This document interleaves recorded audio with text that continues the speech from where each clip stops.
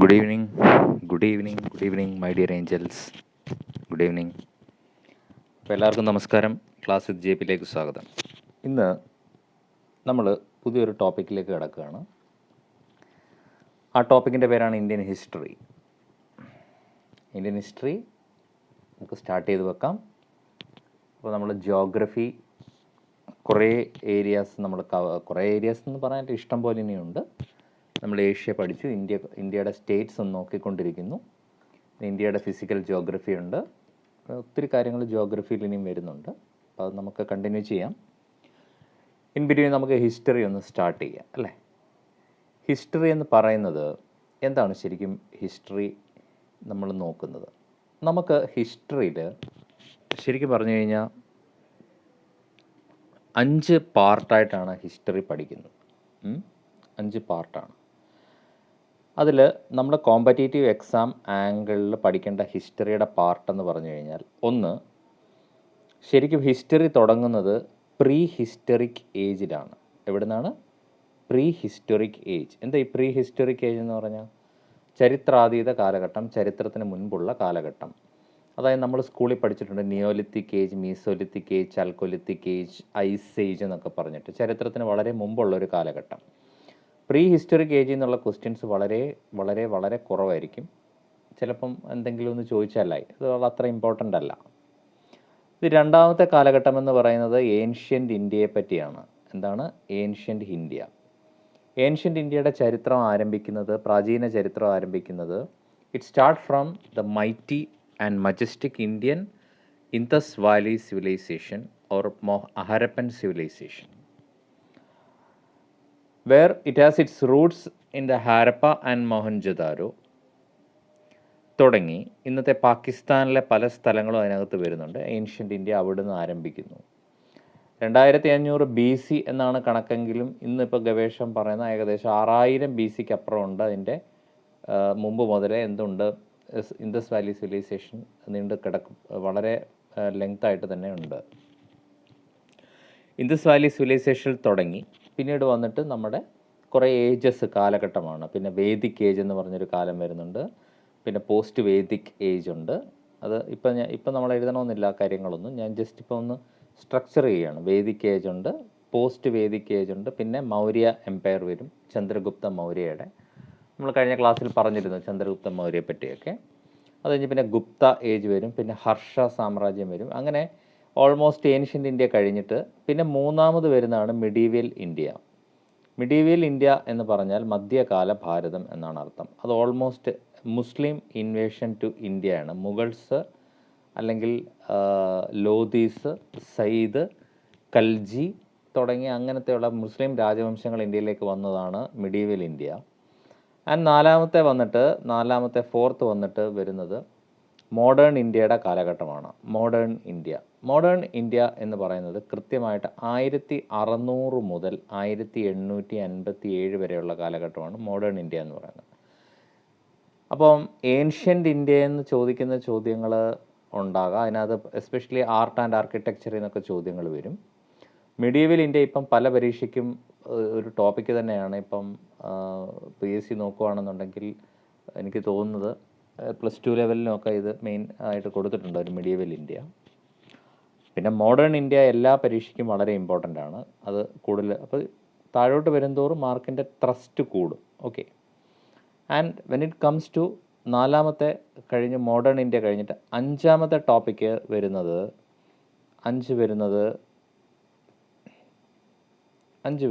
National movement ആണ്. എന്താണ്? National movement ആണ്. നാഷണൽ മൂവ്മെൻറ്റ് സ്റ്റാർട്ട് ചെയ്യുന്നത് 1857 അല്ലെങ്കിൽ 58 നമുക്ക് നോക്കാം തൊട്ട് ഏകദേശം 1947 വരെയുള്ള കാലഘട്ടമാണ് national movement, Indian national movement, Indian സ്വാതന്ത്ര്യ സമര ചരിത്രം. ദെൻ 6th വരുന്നത് പോസ്റ്റ് ഇൻഡിപെൻഡൻസ് ഇന്ത്യ അല്ലെങ്കിൽ ഇന്ത്യ ആഫ്റ്റർ ഇൻഡിപെൻഡൻസ്. ഇന്ത്യ സ്വാതന്ത്ര്യത്തിന് ശേഷമുള്ള സ്വാതന്ത്ര്യാനന്തര ഭാരതം, സ്വാതന്ത്ര്യത്തിന് ശേഷമുള്ള കാലഘട്ടമാണ്. അത് 1947 മുതൽ ഇന്ന് വരെയുള്ള കാലഘട്ടം വേണം നമുക്കതിനകത്ത് കൂട്ടാം. 2021 അത്ര അതുവരെയും എന്താണ് പോസ്റ്റ്. അപ്പോൾ ഇനി ഹിസ്റ്ററി എവിടെ തുടങ്ങി നോക്കി, നമ്മളെവിടെയാണ് ആദ്യം പറഞ്ഞത്? പ്രീ ഹിസ്റ്ററിക് ഏജിൽ സ്റ്റാർട്ട് ചെയ്തു. ഈ 6 ഏരിയ, ഇതിപ്പം ഏറ്റവും കൂടുതൽ കോമ്പറ്റേറ്റീവ് എക്സാമിന് ചോദിക്കുന്ന 2 ഏരിയ എന്ന് പറയുന്നത് ഏതൊക്കെയാണെന്ന് ചോദിച്ചാൽ, ഒന്നിതും എല്ലാ പരീക്ഷയ്ക്കും ഇതുണ്ട്. 2 ഈ നാഷണൽ മൂവ്മെൻറ്റും. ഈ 2 ഏരിയയിൽ നിന്നാണ് ഏറ്റവും കൂടുതൽ ചോദ്യങ്ങളിപ്പം പരീക്ഷകൾക്ക് ചോദിക്കുന്നത്. മറ്റേരിയയിൽ നിന്നും നന്നായിട്ട് ക്വസ്റ്റ്യൻ ഉണ്ട്. മോഡേൺ ഇന്ത്യയിൽ നിന്ന് ചോദ്യം ചോദിക്കും. പിന്നെ മെഡീവൽ ഇന്ത്യയിൽ നിന്ന്, ഏൻഷ്യൻ്റ് ഇന്ത്യയിൽ നിന്നും സിലബസിലുണ്ടെങ്കിൽ ചോദിക്കും. ഹിസ്റ്ററി എന്ന് പറഞ്ഞ് സ്പെസിഫൈ ചെയ്ത് പറഞ്ഞിട്ടുണ്ടെങ്കിൽ ചോദിക്കും. പിന്നെ സിവിൽ സർവീസ് ആസ്പിറൻസ് ഇതെല്ലാം പഠിച്ചേ പറ്റത്തുള്ളൂ. മറ്റ് പരീക്ഷകൾ പ്രിപ്പയർ, SSC, NDA, LIC അങ്ങനെയുള്ള പരീക്ഷകൾക്ക് തയ്യാറാകുന്നവരും PSC കാരും ബാക്കി ജനറലി നോക്കി പോകേണ്ടതായിട്ടുണ്ട്. അപ്പോൾ ഇന്ന് നമ്മൾ എന്താണ് എടുക്കുന്നത്? ഹിസ്റ്ററി എവിടെ തുടങ്ങണം എന്നൊക്കെ ചോദിച്ചാൽ എല്ലാവർക്കും ഒരു കൺഫ്യൂഷൻ ഉണ്ടായിരിക്കും അല്ലേ? ഹിസ്റ്ററി ഇത്രയും വലിയൊരു സബ്ജക്റ്റ് ആയതുകൊണ്ടാണ്.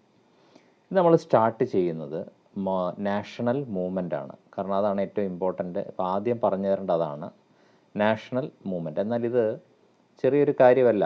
കാരണം ഹിസ്റ്ററി പഠിപ്പിക്കുക എന്ന് പറഞ്ഞാൽ കടൽ പോലാണ്. ഹിസ്റ്റോറി എന്നാണ്. What you mean by history? അവരുടെ കഥകൾ അല്ലെങ്കിൽ അവൻ്റെ കഥകൾ അല്ലേ? അപ്പോൾ എന്തിനാണ് ഹിസ്റ്ററി പഠിക്കുന്നത്? ഹിസ്റ്ററി എന്തിനാണ് ഒരു കോമ്പറ്റേറ്റീവ് എക്സാമിനകത്ത് ഇൻക്ലൂഡ് ചെയ്യുന്നതെന്ന് ചോദിച്ചു കഴിഞ്ഞാൽ, ഹിസ്റ്ററി പരീക്ഷ ഇടുന്ന ആകെ എവിടെ നിന്ന് വേണേലും ചോദ്യം ചോദിക്കാം അല്ലേ? ഒന്ന് ആലോചിച്ച് നോക്കിയാൽ 10,000 കൊല്ലത്തെ കാര്യം കിടക്കുമോ ചോദിക്കാൻ? ഇതിൽ നിന്നൊരു ഡേറ്റോ ഒരു സംഭവമോ ഒരു ഇൻസിഡൻറ്റോ ചോദിച്ചാൽ എങ്ങനെയായാലും നമുക്ക് ആസ്പിറൻസിനെ കുഴയ്ക്കാൻ പറ്റും. എന്നാൽ ഹിസ്റ്ററി വളരെ സയൻറ്റിഫിക്കായിട്ട് പഠിച്ചാൽ, വളരെ ശാസ്ത്രീയമായിട്ട് പഠിക്കുകയാണെങ്കിൽ നമുക്ക് ഹിസ്റ്ററി മാസ്റ്റർ ചെയ്യാൻ പറ്റും. അതല്ലാതെ കുറേ കാര്യങ്ങൾ കാണാതെ പഠിച്ചു പോകാനാണ് നമ്മുടെ ശ്രമമെങ്കിൽ you will be a loser. നമ്മളതിൽ ദയനീയമായി പരാജയപ്പെടും. സോ എല്ലാവരോടും എൻ്റെ അഭ്യർത്ഥന എന്ന് പറഞ്ഞാൽ വളരെ മൈൻഡ് ഇരുത്തി, മനസ്സിരുത്തി, ശ്രദ്ധിച്ച് എന്ത് ചെയ്യുക, ഇത് പറഞ്ഞു തരുന്ന കാര്യങ്ങളെ ഒന്ന് അനലൈസ് ചെയ്യുക, ഒന്ന് നോക്കുക. ഓക്കെ, അപ്പോൾ ഞാൻ ക്ലാസ്സിലേക്ക് കടക്കാം. ക്ലാസ് നമ്മൾ തുടങ്ങുന്നേ ഉള്ളൂ. അപ്പോൾ ഇന്ന് നമ്മൾ പറഞ്ഞു തരുന്ന കാര്യങ്ങൾ കുറച്ചുണ്ട്. അപ്പോൾ അത് ബേസിക്സ് ആണ്. നാഷണൽ മൂവ്മെൻ്റ് എന്ന് പറയുന്നത് എവിടുന്ന് തുടങ്ങുന്നു എന്നുള്ളത് മുതലാണ് നമ്മൾ എന്തായാലും പഠിച്ചു വരുന്നത്. ഓക്കെ, അപ്പോൾ ഞാൻ നാഷണൽ മൂവ്മെൻ്റ് ഒരു കാലഘട്ടം നിങ്ങളോട് പറഞ്ഞത് 1857 to 1947 ആണ്. ഞാൻ പോയിൻ്റ് ബൈ പോയിൻ്റ് ആയിട്ടാണ് പറയുന്നത്. നിങ്ങൾക്ക് കൃത്യമായിട്ട് എഴുതിയെടുക്കാൻ പറ്റുന്ന രീതിയിലാണ് പറയാൻ പോകുന്നത് ഇനിയുള്ള കാര്യങ്ങൾ. അതുകൊണ്ട് നിങ്ങൾ അതിനെപ്പറ്റി വറി ചെയ്യേണ്ട ആവശ്യമില്ല. ആ പോയിൻ്റ് അങ്ങ് എഴുതുക, ഡേറ്റുകൾ എഴുതുക, ഞാൻ പറയുന്ന ചില ഇൻസിഡൻറ്റുകളുണ്ട് അത് എഴുതുക, അത് കൃത്യമായിട്ട് എഴുതി പോവുക. ഓക്കെ ആണല്ലോ? അപ്പോൾ നമുക്ക് ആദ്യത്തെ നമുക്ക് എടുക്കാം. ആദ്യത്തെ പോയിൻ്റ് നമുക്ക് എഴുതാം. ഈ ഹെഡിങ് ഇത് എഴുതി. ഇതാണ് കാലഘട്ടം 1947 ആണെങ്കിൽ നമ്മൾ ആദ്യം പറയുന്നത് എന്താണെന്ന് വെച്ച് കഴിഞ്ഞാൽ, ഒരു ലൈൻ വരയ്ക്കുകയാണ്. ലൈൻ എന്ന് കേൾക്കുമ്പോൾ നിങ്ങൾ തെറ്റിയൊന്നും ധരിക്കേണ്ട. ആ ലൈനല്ല ഈ ലൈൻ. ഈ ലൈന് ആരംഭിക്കുന്നത് 1600-ലാണ്. 1600-ൽ സ്റ്റാർട്ട് ചെയ്ത് 1857 വരെയുള്ള സമയം. ഇത് നമ്മൾ പറഞ്ഞു മോഡേൺ ഇന്ത്യയാണ് അല്ലേ? ഞാൻ MI എന്നിവിടെ എഴുതുവാണ്. മോഡേൺ ഇന്ത്യയുടെ കാലഘട്ടമാണ്. അപ്പോൾ ഈ ഒരു കാലഘട്ടം, ഈ ഒരു പീരീഡ് ആരാണ് റൂള് ചെയ്തതെന്ന് ചോദിച്ചാൽ, ഈ പീരീഡ് റൂൾ ചെയ്തത് ഇംഗ്ലീഷ് ഈസ്റ്റ് ഇന്ത്യ കമ്പനി ആണ്. ഈസ്റ്റ് ഇന്ത്യ കമ്പനി എന്ന് പറഞ്ഞാൽ ഒരു കമ്പനിയാണ്. ആ കമ്പനി ഇന്ത്യയിൽ വന്നു വ്യാപാരത്തിന് വേണ്ടിയിട്ട് അല്ലെങ്കിൽ വ്യവസായത്തിന് വേണ്ടിയിട്ട് ഇന്ത്യയിൽ വന്നു. And they actually reached India for trading. But ഇവിടെ വന്നതിന് ശേഷം they started interfering in our internal affairs. And അവരെന്ത് ചെയ്യാൻ തുടങ്ങി? പതുക്കെ ചില കാര്യങ്ങൾ ഇടപെടാൻ തുടങ്ങി. അത് നിങ്ങൾക്ക് ഈ മോഡേൺ ഇന്ത്യ ഞാൻ ഇനി ഇതിന് ശേഷമാണ് പഠിപ്പിക്കുന്നത്, അന്നേരം നിങ്ങൾക്ക് മനസ്സിലാവും. അപ്പം ഈ 1600 to 1857 ഇന്ത്യ റൂള് ചെയ്തത് ഈസ്റ്റ് ഇന്ത്യ കമ്പനി അല്ലെങ്കിൽ ഈസ്റ്റ് ഇന്ത്യ ട്രേഡിംഗ് കമ്പനിയാണ് റൂള് ചെയ്തത്, ഇന്ത്യ ഭരിച്ചുകൊണ്ടിരുന്നത്. എന്നാൽ 1857 മുതൽ ഈ ഗ്രാഫ് ശ്രദ്ധിച്ചോണം, 1947 വരെ ഇന്ത്യ ഭരിച്ചത്, Indian subcontinent was ruled or come under the direct rule of British crown. ആരുടെ അണ്ടറിലാണ്? നേരിട്ട് ബ്രിട്ടീഷ് രാജാവിൻ്റെ അല്ലെങ്കിൽ രാജ്ഞിയുടെ അണ്ടറിൽ വന്നു. നോക്കുക, ഈ കാലഘട്ടം ഒരു ഈസ്റ്റ് ഇന്ത്യ കമ്പനി ആയിരുന്നു. അവർ കുറേ ആളുകൾ ചേർന്നിട്ടൊരു കമ്പനി മാത്രമാണ് ഭരിച്ചിരുന്നതെങ്കിൽ 1857 റിവോൾട്ടിന് ശേഷം the rule was change to British crown. British രാജ്ഞി നേരിട്ട് ഭരിക്കാൻ തുടങ്ങി 1947 വരെ. അപ്പോൾ അത് നേരിട്ട് ബ്രിട്ടൻ്റെ നിയന്ത്രണത്തിലായി എന്നുള്ളതാണ് രണ്ടാമത്തെ പോയിന്റ്. ഇത് ആദ്യത്തെ പോയിന്റ്, ഇത് രണ്ടാമത്തെ പോയിന്റ്. ഓക്കെ, ഇനി ഇതിൽ നമ്മൾ പറയുന്നത് നമ്മൾ 1857 മുതൽ 1947 വരെയുള്ള ഓൾമോസ്റ്റ് 90 വർഷക്കാലത്തെ പ്രധാനപ്പെട്ട പോയിന്റുകളാണ് ഞാൻ ആദ്യത്തെ കുറച്ച് വീഡിയോസിൽ പറയുന്നത്. അതായത് 1857 എന്ത് സംഭവിച്ചു, 58 ഇങ്ങനെ. അതിനകത്തെ ഡീറ്റെയിൽസ് ഇപ്പം എടുക്കില്ല, കാരണം അങ്ങനെ എടുത്തു പോയാൽ ഒരിക്കലും നിങ്ങൾക്കിത് പഠിക്കാൻ പറ്റത്തില്ല. അപ്പോൾ ആദ്യം നമ്മളൊരു ഔട്ടർ ഫ്രെയിം വർക്കാണ് തരുന്നത്. ഇപ്പോൾ ഇത് നമ്മൾ പഠിച്ചു 1600 മുതൽ അല്ലേ, 1600 മുതൽ 1857 വരെ ഈസ്റ്റ് ഇന്ത്യ കമ്പനി ആയിരുന്നു. 1857 മുതൽ 1947 വരെ ബ്രിട്ടീഷ് ക്രൗൺ. ഇങ്ങനെ ഓരോ ഫ്രെയിം വർക്കാണ് തരുന്നത്. ആദ്യം നമ്മൾ ഫ്രെയിം വർക്ക് പഠിക്കുന്നു, പിന്നീട് ആ ഫ്രെയിം വർക്കിലേക്ക് എന്ത് ചെയ്യുന്നു, നമ്മൾ പിന്നീട് മൈന്യൂട്ടായിട്ടുള്ള കാര്യങ്ങൾ, ഇൻഫർമേഷൻ, പ്രീവിയസ് ക്വസ്റ്റ്യൻസ് ഒക്കെ പഠിച്ചു പോകുന്നു. ഇതൊരു സിസ്റ്റമാറ്റിക് വേ ആണ്. ഇത് വളരെയധികം ആളുകളെ നമ്മൾ പഠിപ്പിച്ചിട്ടുള്ളൊരു മെത്തഡോളജിയാണ് ഹിസ്റ്ററിയിൽ. വളരെ ഈസിയാണ് ഇങ്ങനെ പഠിച്ചു പോകുന്നത്. പിന്നീട് നിങ്ങൾ ഇപ്പം 1857 റിവോൾട്ടിൻ്റെ ചെറിയ 1-2 കാര്യങ്ങൾ മാത്രമേ ഞാൻ ഇന്നിവിടെ പറയുള്ളൂ. പിന്നീട് 1857 റിവോൾട്ട് എന്ന് പറയുന്നത് വിശദമായിട്ട് തന്നെ പിന്നീട് എടുക്കുന്നതാണ്. Okay, fine. അപ്പോൾ ഞാൻ കൂടുതൽ സംസാരിക്കാൻ ടോപ്പിക്കിലേക്ക് പോകാം. ഇനി അപ്പോൾ 2 പോയിന്റ് നമ്മളിപ്പോൾ പഠിച്ചല്ലോ. ഇനി അടുത്ത 3-ാമത്തെ പോയിന്റ് എന്താണ്? 3-ാമത്തെ പോയിന്റ് എന്ന് പറയുന്നത് നമുക്ക് നോക്കാം. Third point is revolt of 1857. അതാണ് പ്രധാനം. നമ്മൾ സ്റ്റാർട്ട് ചെയ്യുന്നതിന് റിവോൾട്ട് ഓഫ് 1857 ഇതിൻ്റെ ഡേറ്റ് പഠിച്ചു വെക്കണം. 10th May 1857 ഈ റിവോൾട്ട് സ്റ്റാർട്ട് ചെയ്യുന്നത്. എവിടെയാണ് സ്റ്റാർട്ട് ചെയ്യുന്നത്? മീററ്റിലാണ് സ്റ്റാർട്ട് ചെയ്യുന്നത്. സ്റ്റാർട്ട് ചെയ്യുന്ന ആളുടെ പേരാണ് മംഗൾ പാണ്ഡെ. ഇതെല്ലാം പരീക്ഷയ്ക്ക് ചോദിച്ചിട്ടുണ്ട്. മംഗൾ പാണ്ഡെ എന്ന് പറയുന്ന ആളാണ് സ്റ്റാർട്ട് ചെയ്യുന്നത് ഈ റിവോൾട്ട്, അല്ലേ? ഒരു ബ്രിട്ടീഷ് ഇന്ത്യയിലെ സിപ്പോയി ആയിരുന്നു മംഗൾ പാണ്ഡെ എന്ന് പറയുന്നത്. ഓക്കെ, ഇനിയും ഞാൻ പറയാൻ പോകുന്ന കാര്യം ശ്രദ്ധിച്ച് നിങ്ങൾ കേൾക്കുക. ഇപ്പോൾ ഈ റിവോൾട്ടിനെ പറ്റി കൂടുതൽ കാര്യങ്ങൾ ഞാനിവിടെ പറയുന്നില്ല, കാരണം പറഞ്ഞാൽ ഒരു 2 hours എങ്കിലും എടുക്കും. ഈ റിവോൾട്ടിൻ്റെ പ്രത്യേകത, ഇതിൻ്റെ റീസൺ, ഇതിൻ്റെ കോസസ്. കാരണം ഡിഗ്രി ലെവൽ പരീക്ഷ എഴുതുമ്പോൾ കുറച്ചുകൂടെ ഡീറ്റെയിൽ ആയിട്ട് എഴുതണം. സിവിൽ സർവീസിലേക്ക് പോകുമ്പോൾ വളരെ ഡീറ്റെയിൽ വേണം. 10th +2 ലെവൽ എക്സാമിന് ഇത് പഠിക്കുന്ന സമയത്തും ഉള്ളിൽ നിന്ന് വളരെയധികം ചോദ്യങ്ങൾ ചോദിക്കും. ഇതൊരു ഈസി ഏരിയ അല്ല. അപ്പോൾ 3 കാര്യങ്ങൾ നമ്മളിവിടെ പഠിച്ചു. ഇനി ഇതിനകത്ത് പഠിക്കേണ്ട ലീഡേഴ്സ് ഓഫ് ദ റിവോൾട്ട് ഉണ്ട്. അതായത് ഇപ്പോൾ ഝാൻസി റാണി, അല്ലെങ്കിൽ ബീഗം ഹസ്രത്ത് മഹൽ, അല്ലെങ്കിൽ താന്തിയ തോപ്പെ, അല്ലെങ്കിൽ നാനാ സാഹിബ്, ഇവരുടെയൊക്കെ പേരുകൾ, ഇവരൊക്കെ ഏത് സ്ഥലത്തും റെപ്രസെൻ്റ് ചെയ്യുന്നു, ആ കാര്യങ്ങളെല്ലാം നമ്മൾ പിന്നെ പഠിക്കും 1857. ഇപ്പോൾ ഇത് മാത്രം പഠിച്ചാൽ മതി. ഇനി ഞാൻ 3-ാമത്തെ പോയിന്റിൽ തന്നെ ഒരു സബ് പോയിൻ്റായിട്ട് പറയുന്നൊരു കാര്യമാണ്, ശ്രദ്ധിച്ചോണം. ഇതിനകത്തൊരു സബ് പോയിൻ്റായിട്ട് പറയുന്നൊരു വളരെ പ്രധാനപ്പെട്ടൊരു കാര്യമാണ്, വളരെ പ്രധാനപ്പെട്ടൊരു കാര്യം. ഈ 1857 റിവോൾട്ട് വരുന്നതിന് മുൻപ് 3-4 ചില പ്രധാനപ്പെട്ട റിവോൾട്ടുകൾ നടന്നിരുന്നു ഇന്ത്യയിൽ. അതേതൊക്കെ റിവോൾട്ടുകളാണ് എന്നുള്ളതാണ് നമ്മൾ പറയുന്നത്. ഓക്കെ, ഇൻ ബിറ്റ്വീൻ എന്ന് പറഞ്ഞാൽ ആ ഒരു കാലഘട്ടം എന്ന് പറയുന്നത് ശരിക്കും പറഞ്ഞു കഴിഞ്ഞാൽ നമുക്ക് നോക്കാം.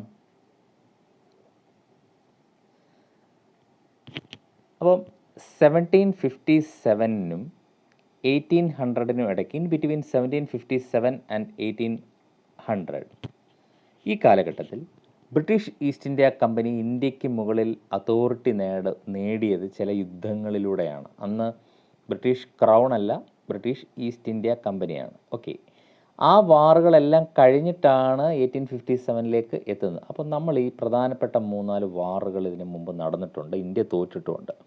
അതിലേറ്റവും പ്രധാനപ്പെട്ട വാറാണ് ബാറ്റിൽ ഓഫ് പ്ലാസി. ഇതൊക്കെ നിങ്ങൾ സ്കൂളിൽ പഠിച്ചിട്ടുണ്ട്. ബാറ്റിൽ ഓഫ് പ്ലാസി 1757 ഈ ബാറ്റിൽ of Plassey was fought between Britishers, ഒരു സൈഡിൽ ബ്രിട്ടീഷേഴ്സും രണ്ടാമത്തെ സൈഡിൽ നവാബ് ഓഫ് ബംഗാൾ, അന്നത്തെ ബംഗാൾ നവാബ് ഓഫ് ബംഗാൾ ഭരിച്ചിരുന്ന നവാബ്. നമ്മൾ വേറൊരു കാര്യം ഞാൻ പറയാം. ഇതിനകത്ത് പലയിടത്തും ബംഗാൾ ബ്രിട്ടീഷ് ഇന്ത്യയിൽ വളരെ പ്രധാനപ്പെട്ട, കാരണം ബംഗാളിൽ നിന്നായിരുന്നു എല്ലാ തരത്തിലുള്ള നാഷണൽ മൂവ്മെൻറ്റും ആ ഒരു കാലഘട്ടത്തിൽ ഉണ്ടായിരുന്നത്. അപ്പോൾ നവാബ് ഓഫ് ബംഗാൾ എന്ന ബ്രിട്ടീഷുകാർക്കെതിരെ പോരാടി. അദ്ദേഹത്തിൻ്റെ പേര് സിറാജ് ഉദ് ദൗള എന്നാണ്. എന്താണ്? സിറാജ് ഉദ് ദൗള. പേരങ്ങ് പഠിച്ചോണം, സിറാജ് ഉദ് ദൗള. അപ്പോൾ ഞാനൊന്നുകൂടെ പറയാം. 1750s, in between 1757 and 1800, lot of war were fought between Britishers and India. Okay, ആ വാറിലൂടെ ബ്രിട്ടീഷേഴ്സ് ഇന്ത്യക്ക് മേൽ ഹെഗമണി സ്ഥാപിച്ചു. അതിൽ പ്രധാനപ്പെട്ടൊരു വാറാണ് ബാറ്റിൽ ഓഫ് പ്ലാസി. 1757 ഇയർ. ഇത് കാണാൻ പറ്റുന്നുണ്ടോ? 1757 ബാറ്റിൽ ഓഫ് പ്ലാസിയുടെ ഇയർ. അത് ബ്രിട്ടീഷ് ഒരു ഭാഗത്ത് ബ്രിട്ടീഷേഴ്സ് ആയിരുന്നു, സെക്കൻഡ് പാർട്ടിൽ നമ്മുടെ ഭാഗത്ത് നവാബ് ഓഫ് ബംഗാൾ സിറാജുദ്ദൗള ആയിരുന്നു. ആൻഡ് ഇവിടെ ജയിച്ചതാരാണ്? ബ്രിട്ടീഷേഴ്സ് വൺ ദ വാർ, ബ്രിട്ടീഷുകാർ ജയിച്ചു. ഓക്കെ, ഇനി അടുത്തത് ഇതിനകത്ത് തന്നെ 1757 1800 ഇടയ്ക്ക് വന്ന അടുത്ത പ്രധാനപ്പെട്ട ഒരു വാറാണ്, സെക്കൻഡ് വാറാണ് ബാറ്റിൽ ഓഫ് ബക്സർ എന്ന് പറയും. എന്താണ് ബാറ്റിൽ ഓഫ് ബക്സർ? ബക്സർ കലാപം എന്ന് പറയും. ബാറ്റിൽ ഓഫ് ബക്സർ വരുന്നത് 1764 ഏത് ഇയറാണ്? 1764 ആണ്. അതിലാരൊക്കെയായിരുന്നു? ഒരു സൈഡിൽ ബ്രിട്ടീഷേഴ്സ് ആയിരുന്നു, ഓപ്പോസിറ്റ് സൈഡിൽ 3 പേരുണ്ടായിരുന്നു. അവരാരൊക്കെയാണ്? ഇന്ത്യയുടെ ഭാഗത്തു നിന്ന് 3 പേരുണ്ടായിരുന്നു. ഒരാളുടെ പേരാണ് മിർ ഖാസിം, അന്നത്തെ നവാബ് ഓഫ് ബംഗാളാണ്. എന്താണ്? നവാബ് ഓഫ് ബംഗാളാണ്. അദ്ദേഹത്തിൻ്റെ പേര് മിർ ഖാസിം എന്നാണ്. നവാബ് ഓഫ് ബംഗാൾ മിർ ഖാസിം. അടുത്ത ആൾ നവാബ് ഓഫ് അവധ്. ശ്രദ്ധിച്ചോണം, ഇത് പഠിച്ചോണം പേരുകൾ. നവാബ് ഓഫ് അവധ്. അവധ് എന്ന് പറയുന്നത് ഇന്നത്തെ ഉത്തർപ്രദേശിലൊരു ഭാഗമാണ്. അതൊന്ന് രാജ്യമായിരുന്നു, പ്രിൻസ്ലി സ്റ്റേറ്റ് ആയിരുന്നു. നവാബ് ഓഫ് അവധ് പ്ലസ് അന്നത്തെ മുഗൾ കിങ്. അപ്പോൾ 3 പേര്. മിർ ഖാസിം ഉണ്ട്, ഇദ്ദേഹം നവാബ് ഓഫ് ബംഗാളാണ് മിർ ഖാസിം, പ്ലസ് നവാബ് ഓഫ് അവധ് ഉണ്ട്, പ്ലസ് മുഗൾ കിങ് MK എന്ന് എഴുതുകയാണ്. മുഗൾ കിങ് ഷാ അലം. ആരൊക്കെയാണ്? ഷാ അലം. ഇത് എത്രയോ പരീക്ഷകൾക്ക് ചോദിച്ചിട്ടുണ്ട്. അപ്പോൾ ബാറ്റിൽ of Buxar was fought on the year 1764. It was fought between Britishers and ആരൊക്കെയാണ് opposite? Mir Qasim nawab of Bengal plus Nawab of Awadh plus Mughal king Shah Alam. ഇത്രയും പേരായിരുന്നു ഓപ്പോസിറ്റ്. ഈ വാറിലും ആര് ജയിച്ചു? ഈ വാറിലും ബ്രിട്ടീഷേഴ്സ് തന്നെയാണ് ജയിച്ചത്. അപ്പം ബാറ്റിൽ ഓഫ് പ്ലാസിയിലും ബ്രിട്ടീഷുകാരാണ് ജയിച്ചത്, ബാറ്റിൽ ഓഫ് ബക്സറിലും ബ്രിട്ടീഷുകാരാണ് ജയിച്ചത്. ഇനി അടുത്തത് മൂന്നാമത്തെ പ്രധാനപ്പെട്ട ഒരു വാറാണ്. ഈ വാറിൻ്റെ ഡേറ്റ്, വർഷം, അതുപോലെ ഇതെല്ലാം നമ്മൾ എന്ത് ചെയ്യണം? നമ്മൾ പഠിക്കാൻ ബാധ്യസ്ഥരാണ്. മൂന്നാമത്തേതാണ് ആംഗ്ലോ മറാത്ത വാർ. ഈ മറാത്ത കിങ്ഡം എന്ന് പറയുന്നത് വലിയ പ്രശസ്തമായൊരു കിങ്ഡമാണ്. ശിവജി, നിങ്ങൾ കേട്ടിട്ടുണ്ടാവും. ശിവാജി ബ്രിട്ടീഷുകാർക്കെതിരെ, സാംഭാജി അദ്ദേഹത്തിൻ്റെ പിതാവ്, അദ്ദേഹത്തിൻ്റെ മകനാണ് ശിവജി. അവർ പോരാടിയ വലിയൊരു ഒരു കിങ്ഡമാണ് മറാഠ. അത് ഇന്നത്തെ മഹാരാഷ്ട്രയിലാണ്. ഓക്കെ, അപ്പം ആംഗ്ലോ മറാഠ എന്ന് പറഞ്ഞാൽ, ആംഗ്ലോ എന്ന് പറഞ്ഞാൽ ബ്രിട്ടീഷും മറാഠ എന്ന് പറഞ്ഞാൽ മറാഠ കിങ്ഡവും തമ്മിൽ നടന്ന വാറാണ് ആംഗ്ലോ മറാഠ വാർ. ഈ ആംഗ്ലോ മറാഠ വാറിൽ 3 വാറുകളാണ് നടന്നത്. അതിലെ ഫസ്റ്റ് ആംഗ്ലോ മറാഠ വാർ എന്ന് പറയുന്നത് 1775 and 1782. സെക്കൻഡ് ആംഗ്ലോ മറാഠ വാർ എന്ന് പറയുന്നത് 1780 to 1784. തേർഡ് ആംഗ്ലോ മറാഠ വാർ എന്ന് പറയുന്നത് 1817 and 1818 ഇടയ്ക്കാണ്. ഈ തേർഡ് ആംഗ്ലോ മറാഠ വാറിന് വേറൊരു പേരുണ്ട്, പിൻഡാരി വാർ എന്നറിയപ്പെടും. എന്ത് വാറാണ്? പിൻഡാരി വാർ എന്നറിയപ്പെടും. പ്രീവിയസ് ക്വസ്റ്റ്യൻ ആണ്, പല പരീക്ഷയ്ക്കും ചോദിച്ചിട്ടുണ്ട്, പിൻഡാരി വാർ. സോ 3 വാറുകളാണ് Anglo Maratha war. First 1775 1882, second 8084 and third one goes to 1811 1818. ഇതെല്ലാം നമ്മൾ പഠിക്കേണ്ടതായിട്ടുണ്ട്. പിൻഡാരി വാർ എന്നാണ് തേർഡ് ആംഗ്ലോ മറാഠ വാർ അറിയപ്പെടുന്നത്. ഇത് മിക്കവാറും വാറുകളൊക്കെ ബ്രിട്ടീഷുകാരൊക്കെ തന്നെയാണ് ജയിച്ചത്. ഇനി അടുത്തത് നമുക്ക് നോക്കാം. അടുത്ത വാറ് ആംഗ്ലോ മൈസൂർ വാറാണ്. എന്താണ്? ആംഗ്ലോ മൈസൂർ വാറാണ്. അപ്പം എന്താണ് ഈ ആംഗ്ലോ മൈസൂർ വാർ? ഈ മൈസൂർ എന്ന് കേൾക്കുമ്പം ഹൈദർ അലി ആൻഡ് ടിപ്പു സുൽത്താൻ, ഇവരാണ്.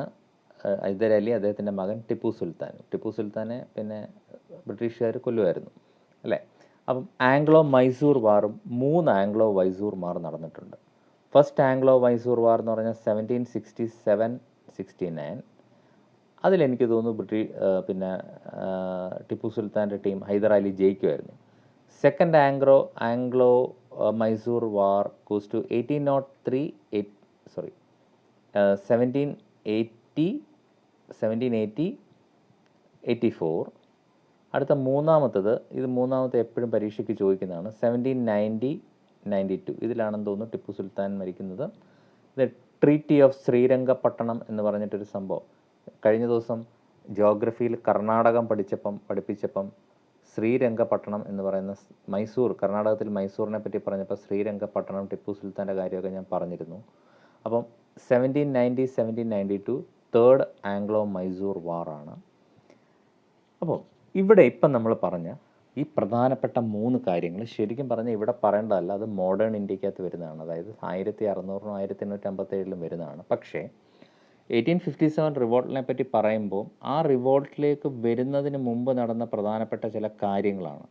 അതായത് battle of first one goes to battle of Plassey 1757,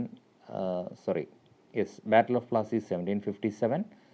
അടുത്തത് വന്നിട്ട് battle of Buxar 1764, Anglo Maratha war first, second, third, Anglo Mysore war first, second, third. ഇത്രയും കാര്യങ്ങൾ നിങ്ങൾ പഠിച്ചു വെച്ച് റിവൈസ് ചെയ്ത് കാണാതെ ആക്കിയാൽ ഇത്രയത്തിൽ നിന്ന് 1-2 മാർക്ക് വരെ നമുക്ക് എന്ത് ചെയ്യാൻ പറ്റും, നമുക്ക് ക്ലെയിം ചെയ്യാൻ പറ്റും. അത് ഉറപ്പാണ്, മാർക്ക് നമുക്ക് കിട്ടുമെന്നുള്ള കാര്യത്തിൽ ഇത് അത്രയും പ്രധാനപ്പെട്ട ഒരു ഏരിയ ആണ്.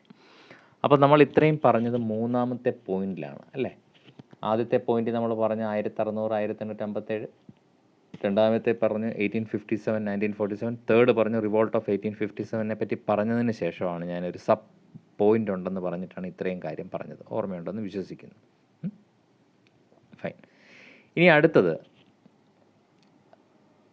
പറയുന്നത് അടുത്ത 4ാമത്തെ പോയിന്റ്, അല്ലെങ്കിൽ 4ാമത്തെ പോയിൻ്റായിട്ട് നമുക്ക് പറയാവുന്നൊരു കാര്യമാണ് അടുത്ത 4ാമത്തെ പോയിന്റ് എന്താണെന്നറിയാമോ? They started many regulations which Indians treated it as threat to our culture and freedom. അതായത് ബ്രിട്ടീഷേഴ്സ് സ്റ്റാർട്ടഡ് മെനി റെഗുലേഷൻസ്. ബ്രിട്ടീഷുകാർ അതിനുശേഷം 1857 ശേഷം അവരെന്ത് ചെയ്യാൻ തുടങ്ങി, ചില റെഗുലേഷൻസ് ഒക്കെ എന്ത് ചെയ്യാൻ തുടങ്ങി, കൊണ്ടുവരാൻ തുടങ്ങി. അല്ല, 57 ശേഷമല്ല, 57 മുമ്പ്. അത് നമ്മളിപ്പോൾ ഈ പറയുന്നത് റിവോൾട്ട് നടക്കാനുള്ളൊരു കാരണത്തിലേക്ക് വരുന്ന ചില കാര്യങ്ങളാണ് പറയുന്നത്. ഓക്കെ, എന്തൊക്കെയാണെന്ന് നമുക്ക് നോക്കാം. എന്തൊക്കെ കാര്യങ്ങളാണ് ഈ 1857 റിവോൾട്ടിലേക്ക് എത്തിച്ചത്? ഒത്തിരി ഡീറ്റെയിൽ റിവോൾട്ടിനെ പറ്റി പറയുന്നില്ല, പക്ഷേ എന്നാലും 2-3 പ്രധാനപ്പെട്ട പോയിന്റുകൾ മാത്രം ഇവിടെ പറഞ്ഞു പോകാം. അതായത് എന്തെല്ലാം കാര്യങ്ങളാണ് 1857 റിവോൾട്ടിലേക്ക് എത്തിച്ചത്? ബ്രിട്ടീഷുകാർക്കെതിരെ നമുക്ക് പോരാടാം, we can fight against Britishers എന്ന് പറയുന്ന ഒരു തോട്ട് പ്രോസസ്സിൽ ഇന്ത്യൻ മൈൻഡ് എന്ന് പറഞ്ഞാൽ എല്ലാവരും ഒന്നും അതിൽ പാർട്ടിസിപ്പേറ്റ് ചെയ്തില്ല, കുറച്ച് പേരെ പാർട്ടിസിപ്പേറ്റ് ചെയ്തുള്ളൂ. അവരതിലേക്ക് എത്താനുള്ള റീസൺസ് എന്തൊക്കെയാണ്? ഒന്ന്, ഇൻട്രൊഡക്ഷൻ ഓഫ് ഇംഗ്ലീഷ് എഡ്യൂക്കേഷൻ തന്നെയാണ്. കാരണം ഇംഗ്ലീഷ് എഡ്യൂക്കേഷൻ വന്നതോട് കൂടിയിട്ട് അത് നമ്മുടെ കൾച്ചറിനും ട്രഡീഷനും ഒക്കെ എഗൻസ്റ്റ് ആകുമെന്ന് അന്നുള്ള ഹിന്ദുക്കൾ ഭയന്നു. 1835 ഇൻട്രൊഡക്ഷൻ ഓഫ് ഇംഗ്ലീഷ് എഡ്യൂക്കേഷൻ. രണ്ടാമത്തെ പ്രശ്നം സ്പ്രെഡിങ് ഓഫ് ക്രിസ്ത്യൻ മിഷണറീസ്. അപ്പോൾ അന്ന് ക്രിസ്ത്യൻ മിഷണറീസ് ധാരാളം വരികയും അവർ ചില മതപരിവർത്തന ശ്രമങ്ങളൊക്കെ നടത്തുകയും ചെയ്തിരുന്നു. അപ്പോൾ അതൊക്കെ തങ്ങളുടെ മതത്തിന് ത്രെട്ടിങ് ആകുമോ എന്നുള്ളൊരു തോന്നൽ ആർക്കുണ്ടായി? അന്നത്തെ ആളുകൾക്കുണ്ടായി. 3 വളരെ പ്രധാനപ്പെട്ടാണ്. ഇത് അത്ര ഇമ്പോർട്ടൻസ് അല്ല, പരീക്ഷയ്ക്ക് ചോദിക്കുന്ന കാര്യങ്ങളൊന്നുമല്ല അത്. പക്ഷേ പരീക്ഷയ്ക്ക് ചോദിക്കുന്ന 3ാമത്തെ കാര്യമാണ് ഡോക്ട്രിൻ ഓഫ് ലാപ്സ് എന്ന് പറയുന്ന പോളിസി. എന്താണ് ഈ ഡോക്ട്രിൻ ഓഫ് ലാപ്സ് എന്ന് പറയുന്നത്? അല്ലേ, ഡൽഹൌസിയുടെ ഡോക്ട്രിൻ ഓഫ് ലാപ്സ് ആരാണ്? പ്രഭു. ഇത് നടപ്പിലാക്കിയ ആളുടെ പേര് ഡൽഹൌസി പ്രഭു. എന്താണ് ഡൽഹൌസിയുടെ ഡോക്ട്രിൻ ഓഫ് ലാപ്സ്? ഇത് എപ്പോഴും ചോദിക്കുന്നൊരു ക്വസ്റ്റ്യൻ ആണ്. ഇത് 1848 ഈ ഡോക്ട്രിൻ ഓഫ് ലാപ്സ് ഇംപ്ലിമെൻ്റ് ചെയ്യുന്നത്. 1848 ദത്തവകാശ നിയമം എന്ന് മലയാളത്തിൽ പറയും. ഇതിൽ ഒരു രാജാവിന് തൻ്റെ മക്കളില്ല എന്നുണ്ടെങ്കിൽ ആ രാജകുടുംബം എന്ത് ചെയ്യുന്നു? ബ്രിട്ടീഷുകാർ ഏറ്റെടുക്കുന്നു. അവർ അനന്തരാവകാശികൾക്ക് കൊടുക്കാതെ ബ്രിട്ടീഷുകാർ ഏറ്റെടുക്കുന്നതാണ് ഇത്. അങ്ങനെ ഏറ്റെടുത്ത 3 സ്ഥലങ്ങൾ ഇത് പരീക്ഷയ്ക്ക് ചോദിച്ചിട്ടുണ്ട്. അതായത് ദ പ്ലേസസ് അനെക്സ്ഡ് എന്ന് പറഞ്ഞാൽ പിടിച്ചെടുക്കുക, annexed through the principle of doctrine of lapse policy കൊണ്ട് പിടിച്ചെടുത്ത സ്ഥലങ്ങൾ ഏതൊക്കെയാണ്? ഒന്ന് ഝാൻസി ഉണ്ട്, ഒന്ന് സത്താര ഉണ്ട്, ഒന്ന് ഉദയ്പൂർ ഉണ്ട്, പിന്നെ നാഗ്പൂർ ഉണ്ട്. ഇതെല്ലാം മഹാരാഷ്ട്രയിലെ സ്ഥലങ്ങളാണ്. അതുപോലെ സാമ്പൽപൂർ ഉണ്ട്. ഈ സ്ഥലങ്ങളെല്ലാം എന്ത് ചെയ്തു? ബ്രിട്ടീഷേഴ്സ് പിടിച്ചെടുത്തു through the policy of doctrine of lapse. ഇത് ആളുകൾക്കിടയിൽ വലിയ റിസെൻമെൻറ്റ് എന്ന് പറഞ്ഞു കഴിഞ്ഞാൽ വലിയ എതിർപ്പിന് ഇടയാക്കി. അപ്പം ഇതാണ് 3ാമത്തെ കാര്യം. ഈ 4ാമത്തെ കാര്യം റിലീജിയസ് ഡിസബിലിറ്റി ആക്ട്. ഇത് എഴുതിയിടണം. റിലീജിയസ് ഡിസബിലിറ്റി ആക്ട് എന്നും പറഞ്ഞൊരു ആക്ട് പാസ്സാക്കി. അത് 1850. ഈ ആക്ട് എന്താണെന്ന് നിങ്ങൾക്ക് ചോദിക്കത്തില്ല, പക്ഷേ വർഷം ചോദിക്കും. റിലീജിയസ് ഡിസബിലിറ്റി ആക്ട് പാസ്സാക്കിയെന്ന് 1850 അല്ലേ. അതുപോലെ റിലീജിയസ് ഡിസബിലിറ്റി ആക്ട് എന്ന് പറഞ്ഞാൽ മതം മാറി വരുന്ന ഹിന്ദുക്കളെ സംബന്ധിച്ച് അവർക്ക് കൊടുക്കുന്ന ചില പ്രിവിലേജുകളും മറ്റുമാണത്. അതുപോലെ അടുത്തത് Hindu widow remarriage act. Hindu widow remarriage act, HWR എന്ന് ഞാനിവിടെ എഴുതുവാണ്, സ്പേസ് ഇല്ലാത്തതുകൊണ്ട്. എന്തുവാണ്?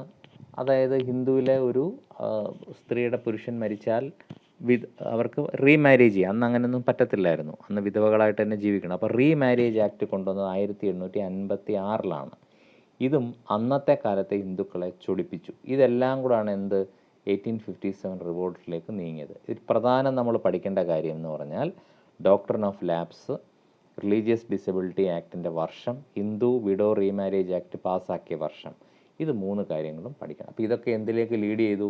1857 റിവോൾട്ടിലേക്ക്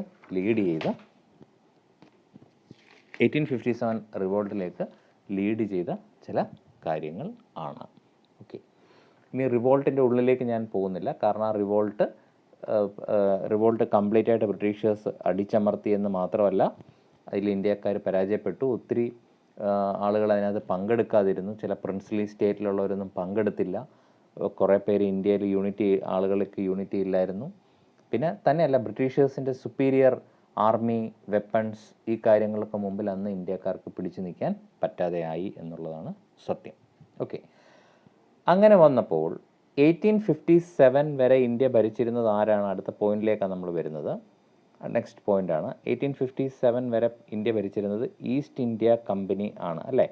നമ്മൾ പറഞ്ഞു 1600 to 1857 ഈസ്റ്റ് ഇന്ത്യ കമ്പനി ആണെങ്കിൽ 1857 റിവോൾട്ടിന് ശേഷം ബ്രിട്ടീഷ് ക്രൗൺ നേരിട്ട് ഏറ്റെടുത്തു?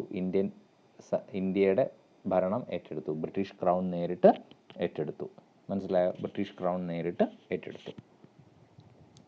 അതിനെ തുടർന്ന് ഒരു വലിയ ചേഞ്ച് ഉണ്ടായത്, അന്ന് വരെ ഇന്ത്യ ഭരിച്ചിരുന്ന ഗവർണർ ജനറൽസ് ആയിരുന്നെങ്കിൽ then it was change to viceroyship. എന്തായി മാറി? വൈസ്രോയ് ആയി മാറി. അപ്പം last governor general lord Canning ആണ്. ഫസ്റ്റ് വൈസ്രോയും ലോർഡ് കാനിങ് ആണ്. ഇത് പഠിക്കണം, ഇത് പരീക്ഷയ്ക്ക് ചോദിച്ചിട്ടുണ്ട്. So was the first governor general lord Canning, last governor general lord Canning and first viceroy. കാരണം 1857 വരെ എന്തായിരുന്നു? ഗവർണർ ജനറലായിരുന്നു. അതിനുശേഷം ഇന്ത്യയിൽ വൈസ്രോയിഷിപ്പ് കൊണ്ടുവന്നു. അങ്ങനെ ലാസ്റ്റ് ഗവർണർ ജനറൽ തന്നെയായിരുന്നു ആദ്യത്തെ വൈസ്രോയി. അങ്ങനെ ലോർഡ് കാനിങ്ങിനെ ഇന്ത്യയിൽ എന്താക്കി മാറ്റി? വൈസ്രോയി ആക്കി മാറ്റി. മനസ്സിലാവുന്നുണ്ടോ? ഇനി അതിനകത്ത് ഒരു കാര്യം മനസ്സിലാക്കേണ്ടതായിട്ടുണ്ട്. ഈ ഗവർണർ ജനറൽ ആകുന്നതിന് മുമ്പ് ഗവർണർ ജനറൽ ഓഫ് ബംഗാൾ എന്ന് പറയുന്നൊരു പോസ്റ്റ് ഉണ്ടായിരുന്നു. ഓക്കെ, അത് ശ്രദ്ധിക്കുക. അതായത് അത് ഇങ്ങനെ എഴുതാം നിങ്ങൾക്ക്, ബിഫോർ 1833 മുമ്പ് ഒരു പോയിൻ്റാണ്. Before 1833 there was only one post. It was called governor general of Bengal. Robert Clive ആയിരുന്നു ആദ്യത്തെ ഗവർണർ ജനറൽ ഓഫ് ബംഗാൾ. ആരാണ്? Robert Clive. ഇത് പരീക്ഷയ്ക്ക് ചോദിച്ചിട്ടുണ്ട്. റോബർട്ട് ക്ലൈവ് എന്ന് പറഞ്ഞ ആളാണ് ഇന്ത്യയിലെ ആദ്യത്തെ ഗവർണർ ജനറൽ ഓഫ് ബംഗാൾ. അപ്പോൾ എന്തുവാ ഇന്ത്യയിലെ ഗവർണർ ജനറൽ ഓഫ് ഇന്ത്യ എന്നുള്ളതിനെക്കാട്ടിൽ അവർ ബംഗാൾ ഏറ്റവും കൂടുതൽ പ്രാമുഖ്യം കൊടുക്കാൻ കാരണം ഞാൻ മുമ്പേ പറഞ്ഞു, ബംഗാൾ എന്ന് പറഞ്ഞാൽ അന്നത്തെ നാഷണൽ മൂവ്മെൻ്റ് ഒരു ശ്രദ്ധാകേന്ദ്രമാണ്. ഓക്കെ, അപ്പോൾ 1833 മുമ്പ് ഇന്ത്യയിൽ അപ്പോയിൻറ്റ് ചെയ്ത് ഇന്ത്യയിലെ ആദ്യത്തെ ഗവർണർ ജനറൽ ഓഫ് ബംഗാൾ ആരാണെന്ന് ചോദിച്ചാൽ അത് റോബർട്ട് ക്ലൈവ് ആണ്. ബിഫോർ 1833. എന്നാൽ 1833 ഒരു ആക്ട് പാസ്സാക്കി. അതിൻ്റെ പേരാണ് ചാർട്ടർ ആക്ട്. എന്താണ്? ചാർട്ടർ ആക്ട് എന്ന് പറഞ്ഞൊരു ആക്ട് പാസ്സാക്കി. അതിൽ ലോർഡ് വില്യം ബെനഡിക്ട് എന്ന് പറയുന്ന ആളെ എന്താണ് lord William Benedict was appointed as the first governor general of India. ശ്രദ്ധിച്ചോണം, തെറ്റിപ്പോവല്ലോ. So 1833 according to which act? According to chartered act, lord William Benedict was appointed as the first governor general of India. So before 1833 ആരായിരുന്നു? Governor general of Bengal ആയിരുന്നു. ആ post പിന്നീട് 1833 charter act വന്നപ്പോൾ അതെന്തായി മാറി? Governor general of ഇന്ത്യയായി മാറുകയും അങ്ങനെ ആദ്യത്തെ ഗവർണർ ജനറൽ ഓഫ് ഇന്ത്യയാണ് ആര്? Lord William Benedict. നമ്മൾ ലോർഡെന്നൊന്നും വിളിക്കേണ്ട ആവശ്യമില്ല, വില്യം ബെനഡിക്ട് എന്ന് പറയുന്നത്. മനസ്സിലായോ? ഇനിയും അതിനുശേഷം പിന്നെ ഇപ്പം നമ്മൾ പറഞ്ഞ എന്താണ് 1857 കാര്യമാണ്. അപ്പോൾ ഇത് മൂന്നും കൂടെ ഞാനൊരു ഗ്രാഫാക്കി വെക്കാം, അല്ലെ ഒരു ലൈനാക്കി വെച്ചാൽ നമുക്ക് നോക്കാം. ഇപ്പോൾ ഇവിടെ തുടങ്ങി, ഇത് ബിഫോർ 1833. 1833ക്ക് മുമ്പ് ആരായിരുന്നു ഭരിച്ചിരുന്നത്? ഗവർണർ ജനറൽ ഓഫ് ബംഗാൾ, അല്ലേ? ആ പോസ്റ്റായിരുന്നു. അതാരായിരുന്നു? റോബർട്ട് ക്ലൈവ്, അല്ലേ? 1833ക്ക് ബിഫോറിൽ. എന്നാൽ 1833ൽ എന്ത് ചെയ്തെന്നാണ് ഞാൻ പറഞ്ഞത്? Charter act was passed. അങ്ങനെ ആദ്യത്തെ ഗവർണർ ജനറൽ ഓഫ് ഇന്ത്യ എന്ന പോസ്റ്റ്, ജി എന്ന് പറയാം, G of India, governor general of India എന്ന പോസ്റ്റ് ക്രിയേറ്റ് ചെയ്തു. അതാരാണ്? ലോർഡ് വില്യം ബെനഡിക്ട് ആണ് ആദ്യത്തെ ഗവർണർ ജനറൽ ഓഫ് ഇന്ത്യ. പിന്നീട് എന്ത് സംഭവിച്ചു? 1857 ആയി. 1857 ആയ സമയത്ത് എന്തായിരുന്നു? നമ്മുടെ ആദ്യത്തെ റിവോൾട്ട് വന്നു. അതിനുശേഷം എന്തായി? ഈ ഗവർണർ ജനറൽ ഓഫ് ഇന്ത്യ എന്നുള്ള പോസ്റ്റ് വൈസ്രോയി ഓഫ് ഇന്ത്യ ആയി മാറി, അല്ലേ? Viceroy of India. അപ്പം last governor general of India ആരായിരുന്നു? ലോർഡ് കാനിങ് ആയിരുന്നു. ഫസ്റ്റ് ഗവർണർ ജനറൽ ഓഫ് ഇന്ത്യയാണ് ലോർഡ് വില്യം ബെനഡിക്ട് ആണ്. അങ്ങനെ last governor general of India തന്നെ ഫസ്റ്റ് വൈസ്രോയി ആയി, ലോർഡ് കാനിങ് തന്നെ വൈസ്രോയി ആയി. അപ്പോൾ ലാസ്റ്റ് വൈസ്രോയി ഓഫ് ഇന്ത്യ ആരാണ്? Lord Mountbatten. ആരാണ്? മൗണ്ട് ബാറ്റൺ ആണ് ലാസ്റ്റ് വൈസ്രോയി ഓഫ് ഇന്ത്യ. അപ്പോൾ ഈ ഗ്രാഫ് ക്ലിയർ ആയോ? ഒന്നുകൂടെ വേണമെങ്കിൽ ഞാൻ പറയാം, ശ്രദ്ധിച്ചോളൂ. 1833ക്ക് മുമ്പ് എന്തായിരുന്നു? ഗവർണർ ജനറൽ ഓഫ് ബംഗാളാണ്, അത് റോബർട്ട് ക്ലൈവ് ആണ്. 1833 മുതൽ എന്ത് ആക്ട് പാസ് ചെയ്തു? ചാർട്ടേഡ് ആക്ട് പാസ് ചെയ്തു. ചാർട്ടേഡ് ആക്ട് പാസ് ചെയ്തതിൽ ഗവർണർ ജനറൽ ഓഫ് ബംഗാൾ എന്ന് പറയുന്ന ഗവർണർ ജനറൽ ഓഫ് ഇന്ത്യയായി മാറി. അപ്പോൾ ആദ്യത്തെ governor general of India lord William Benedict, അവസാനത്തെ governor general of India lord Canning. ഇനി 1857 വന്നപ്പോൾ നമ്മുടെ ആദ്യത്തെ സ്വാതന്ത്ര്യ സമരം നടന്നു. അങ്ങനെ ഇവിടെ എന്താ സംഭവിച്ചത്? ഇവിടെ ഈസ്റ്റ് ഇന്ത്യ കമ്പനി മാറി ബ്രിട്ടീഷ് ക്രൗൺ ഭരിക്കാൻ തുടങ്ങി. അങ്ങനെ 1857 വൈസ്രോയിഷിപ്പ് നിലവിൽ വന്നു. ആദ്യത്തെ വൈസ്രോയി ആരാണ്? ലാസ്റ്റ് ഗവർണർ ജനറൽ തന്നെയാണ് first viceroy Lord Canning. And last viceroy ആരാന്ന് ചോദിച്ചാൽ it was Lord Mountbatten. അത് 1947 അതിനുശേഷം ഇന്ത്യക്ക് സ്വാതന്ത്ര്യം കിട്ടുകയും ഇന്ത്യയിൽ പിന്നീട് നമ്മുടെ ഇലക്ഷനൊക്കെ നടന്ന് അത്തരത്തിൽ വരികയും ചെയ്തു. ഈ ഒരു ലിനിയോളജി ഹിസ്റ്ററി പഠിക്കുമ്പോൾ നമുക്ക് വേണ്ടത്, ചരിത്രം പഠിക്കുമ്പോൾ വേണ്ടത് കാലബോധമാണ്. ടൈമിനെ പറ്റിയുള്ള കൃത്യമായ വിവരങ്ങളാണ് നമുക്ക് വേണ്ടത്. മനസ്സിലായല്ലോ? അപ്പോൾ ഇത്രയും കാര്യങ്ങളാണ് ശരിക്കും പറഞ്ഞാൽ ഇത്തരത്തിലൊരു അവസ്ഥയിലേക്ക്, ഇത്തരത്തിലൊരു കാര്യങ്ങളിലേക്ക് വന്നത് 1857 റിവോൾട്ടിന് ശേഷം. അതിന് ഗവൺമെൻറ് ഓഫ് ഇന്ത്യ ആക്ട് എന്ന് പറയും. അപ്പോൾ 1857 റിവോൾട്ട് ശരിക്കും ബ്രിട്ടീഷുകാരെ സംബന്ധിച്ച് വലിയൊരു ത്രെറ്റായിരുന്നു. കാരണം എന്ന് വെച്ചാൽ ഇന്ത്യക്കാർ ഒന്നിക്കുമോ? 1857 റിവോൾട്ടിൻ്റെ ഏറ്റവും വലിയ പ്രത്യേകത എവിടെയെങ്കിലും നിങ്ങൾ എഴുതി കിട്ടണം. അതിൻ്റെ ഏറ്റവും വലിയ പ്രത്യേകത എന്ന് പറയുന്നത് ഈ രാജ്യത്തെ ഹിന്ദു മുസ്ലിം യൂണിറ്റി ആയിരുന്നു. അതായത് ഹിന്ദുക്കളും മുസ്ലിങ്ങളും കൈകോർത്ത് നിന്നുകൊണ്ടാണ് ഈ റിവോൾട്ടിനെ എതിർത്തത്, ബ്രിട്ടീഷുകാരെ എതിർത്തത്. അതവർ അലാംഡാകാൻ കാരണം ഹിന്ദുക്കളും മുസ്ലിങ്ങളും ഒന്നിച്ച് നിന്നാൽ ഈ രാജ്യത്ത് പലതും നടക്കും. അതുകൊണ്ട് ഇവന്മാരെ തകർക്കാൻ വേണ്ടിയിട്ട് അവർ അടുത്ത പോളിസി ഫോം ചെയ്തു. അതിനെയാണ് policy of divide and rule. ഇപ്പം നിങ്ങൾ എങ്ങനെ നോട്ട് എഴുതും, ഇതൊക്കെ ശരിയാകും, അങ്ങനെ ഒന്നും ചിന്തിക്കേണ്ട. ഈ പറയുന്ന കാര്യങ്ങൾ അതുപോലെ എഴുതുക, പഠിക്കുക. പിന്നീട് ഇതിനകത്ത് തന്നെ ഒത്തിരി പ്രീവിയസ് ക്വസ്റ്റ്യൻസ് ഉണ്ട് ഈ പറയുന്നതിൽ. പിന്നീട് നിങ്ങൾക്ക് ഇതിൻ്റെ എല്ലാം minute question A to Z കാര്യങ്ങൾ we will be giving U, don't worry. മനസ്സിലായി? എല്ലാ സബ്ജക്റ്റിലും, ഹിസ്റ്ററി ആകട്ടെ, ജോഗ്രഫി ആകട്ടെ, എക്കണോമിക്സ് ആകട്ടെ, കോൺസ്റ്റിറ്റ്യൂഷൻ ആകട്ടെ, സയൻസ് ആൻഡ് ടെക്നോളജി ആകട്ടെ, ഇംഗ്ലീഷ് ഗ്രാമർ ആകട്ടെ, മലയാളം ആകട്ടെ, അല്ലാതെ എന്ത് കാര്യമായാലും എവറിത്തിങ്, ഒരു മത്സര പരീക്ഷയ്ക്ക് വേണ്ട എല്ലാ കാര്യങ്ങളും നിങ്ങൾക്ക് തന്നിരിക്കും. അത് വാക്കാണ്. Okay, so trust me.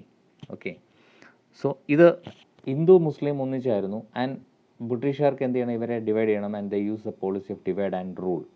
അപ്പോൾ ഡിവൈഡ് ആൻഡ് റൂൾ യൂസ് ചെയ്യാൻ വേണ്ടിയിട്ട് അവർ ആദ്യം ചെയ്തതെന്ന് പറഞ്ഞു കഴിഞ്ഞാൽ പിന്നെ എല്ലാവരെയും ഒന്ന് സുഖിപ്പിക്കണം, അല്ലേ? ഹിന്ദുക്കളെ മുസ്ലിങ്ങളെ ഒന്ന് സുഖിപ്പിക്കാൻ വേണ്ടിയിട്ട്, അതായത് ബ്രിട്ടീഷുകാർ ഇവിടെ വന്നത് നിങ്ങളുടെ നന്മയ്ക്കാണ് എന്ന് വിശ്വസിപ്പിക്കാനും, അതുപോലെ ചില നമ്മുടെ ജസ്റ്റിസ്, ഞങ്ങൾ ജസ്റ്റിസ് തരുന്നു, ഞങ്ങൾ ലിബർട്ടി, നിങ്ങൾക്ക് എന്ത് തരുന്നു, വേണ്ട സ്വാതന്ത്ര്യം തരുന്നു, നിങ്ങൾക്ക് ഇക്വാളിറ്റി തരുന്നു, സമത്വം തരുന്നു എന്നൊക്കെ ഒരു തോന്നലുണ്ടാക്കാനൊക്കെയുള്ള ചില പൊടിക്കൈകൾ. Okay, like partially adopted these principle, ദീസ് പൊടിക്കൈകൾ, they were partially adopted these പൊടിക്കൈകൾ and people supported colonisation blindly. അപ്പോൾ അവർ പറയുകയാണ്, ഓ ഞങ്ങൾ ഇംഗ്ലീഷ് എഡ്യൂക്കേഷൻ കൊണ്ടുവന്നു, കൊള്ളാം, ഇന്ത്യൻ റെയിൽവേ കൊണ്ടുവന്നു, കൊള്ളാം, ടെലിഗ്രാഫ് കൊണ്ടുവന്നു. ഇതെല്ലാം കൊണ്ടുവന്ന് എന്തിനാണ്? ഇവിടുത്തെ റിസോഴ്സസ് മൊത്തം കൊള്ളയടിക്കാനാണ്. ശശി തരൂർ എം പി, ബഹുമാനപ്പെട്ട ശശി തരൂർ എം പി, കോൺഗ്രസിൻ്റെ എം പി ഉണ്ട്. അദ്ദേഹത്തിൻ്റെ ഒരു ഓക്സ്ഫോർഡിൽ പോയിട്ടുള്ളൊരു പ്രഭാഷണമുണ്ട്, ഒരു സൂപ്പർ പ്രഭാഷണം. എന്തൊക്കെ ഇവിടുന്ന് കൊണ്ടുപോയി ബ്രിട്ടീഷുകാർ, ഇവിടുത്തെ എന്തെല്ലാം കാര്യങ്ങൾ ലൂട്ട് ചെയ്തു. ഒരു കാലത്തെ ലോകത്തിലെ ഏറ്റവും വലിയ ഹാൻഡ്ലൂം ഇൻഡസ്ട്രി ആയിരുന്നു നമ്മുടെ ഇന്ത്യ. ബ്രിട്ടീഷുകാർ ഇവിടെ കാര്യം ആലോചിക്കും, ബ്രിട്ടീഷുകാർ ഇവിടെ വെറുതെ വന്നതല്ല അല്ലേ. ഇവിടെ തെണ്ടിത്തിരിഞ്ഞ് നടക്കുന്ന നാട്ടുകാരാണെങ്കിൽ അവർക്ക് ഇവിടെ വരേണ്ട ആവശ്യമില്ല. അവരിവിടെ ട്രേഡിന് വന്നത് ഇവിടുത്തെ സ്വത്ത് കണ്ടിട്ടാണ്. അവസാനം ആ സ്വത്ത് മൊത്തം കൊള്ളയടിച്ചുകൊണ്ട് പോയി. ഈ രാജ്യത്ത് സമാധാനമായി ജീവിച്ചിരുന്ന രണ്ട് ജീവികളായിരുന്നു ഹിന്ദുക്കളും മുസ്ലിങ്ങളും. ആ ഹിന്ദുക്കളെയും മുസ്ലിങ്ങളെയും തമ്മിൽ തല്ലിച്ച് അതിന് അവരുടെ ഉള്ളിൽ കമ്മ്യൂണലിസത്തിൻ്റെയും കാസ്റ്റിസത്തിൻ്റെയും വിഭജനത്തിൻ്റെയും വിത്തുകളിട്ടതിൽ പ്രധാന കണ്ണികളെന്ന് പറയുന്നത് ഈ ബ്രിട്ടീഷുകാരാണ്.